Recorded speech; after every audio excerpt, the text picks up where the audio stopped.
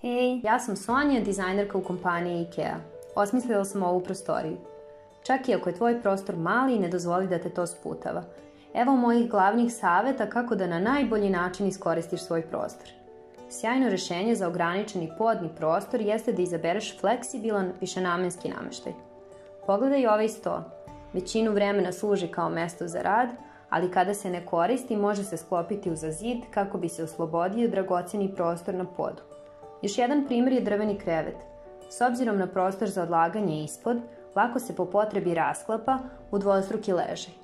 I na kraju, mali komadi nameštaja na točkićima omogućavaju ti da lako odložiš svoje stvari tamo gde su ti potrebne. Moj drugi savjet je da u potpunosti iskoristiš zidove. Odaberi nameštaj koji se prilagođava prostoru. U ovoj prostoriji police koriste zid celom njegovom širinom. Ormarić iznad vrata popunjava prostor na koji se lako zaboravi. Zidni ormarići takođe ti pružaju dodatne police, te možeš odložiti stvari u visinu i osloboditi prostor ispod. Moj poslednji savjet tiče se otvorenog prostora za odlaganje i toga kako stil prostorije možeš urediti da oslikava tvoju ličnost. Otvorene i podesive police omogućavaju ti da prilagodiš prostor različitim potrebama. Koristeći nosače za police možeš izložiti nekoliko haljina.